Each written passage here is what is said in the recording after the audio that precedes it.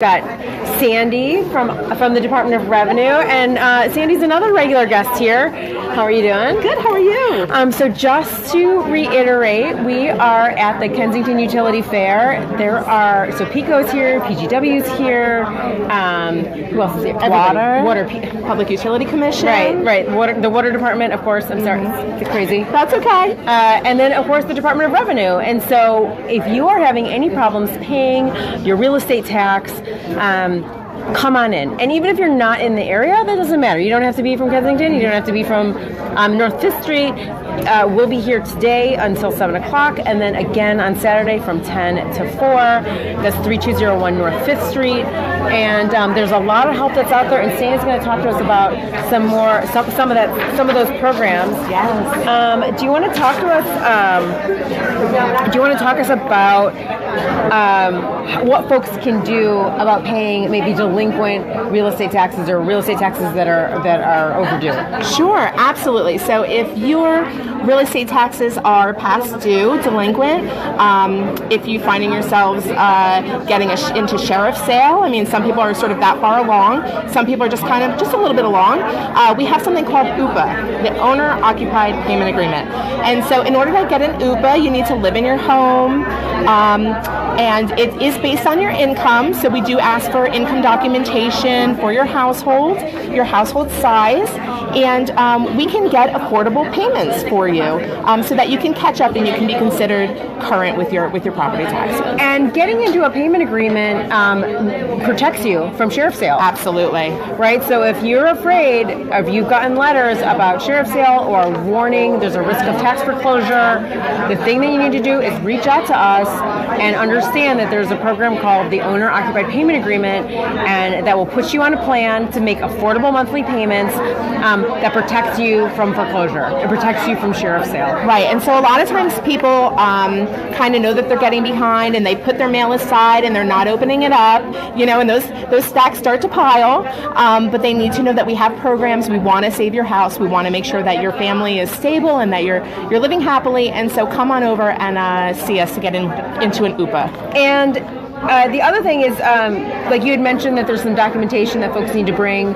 So if you want to come in today, which we can put you in an OOPA on the spot. Yes. That's the thing about this event. There are people here on the spot who can sign you up for these programs. That's right. So what would somebody need to bring with them if they came in today? Sure. Well, you need two forms of ID. So your state ID, your driver's license, something with a photo on it, as well as another proof of documentation that you live there. So a utility bill is great. Tax documents are great.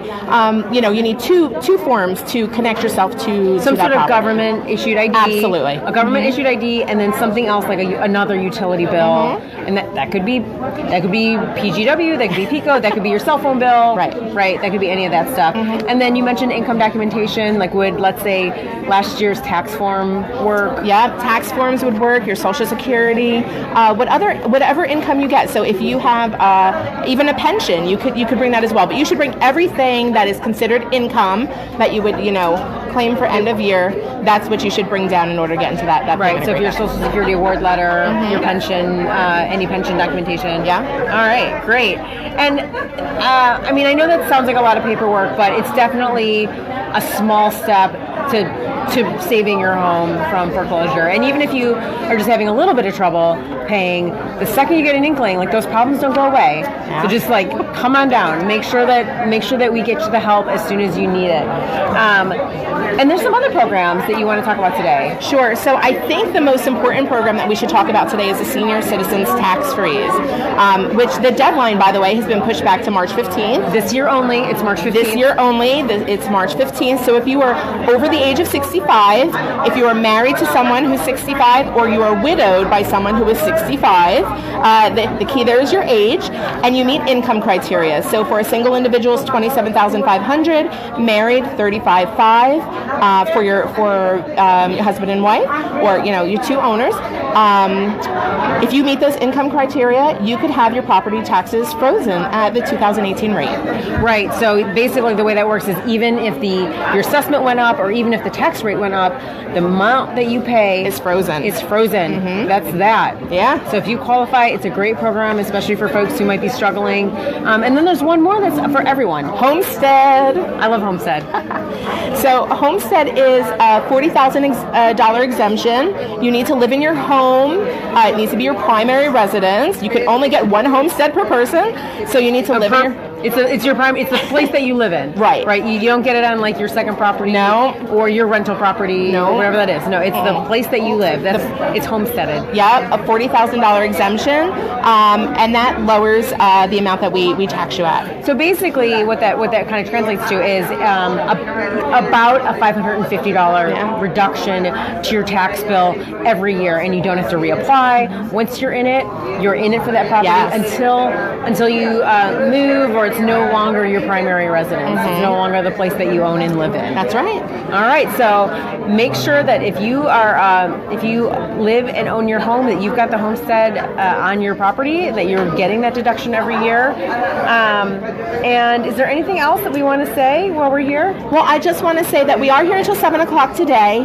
We're also here from 10 to 4 on Saturday. So have no fear. If you don't have your documents together today, you can come out on Saturday. That's right. And tenemos servicios en español. So, make sure that you come. We have Spanish, we have English, we have people on site who can help you, and whatever language you need. So come on down and see us. That's right. We can support over 240 different languages with our translation services. So if there's anyone out there who is helping anyone else who maybe English isn't a first language, that's not a problem. We can accommodate that. Absolutely. All right. Thank you so much for All right. talking to My us. pleasure.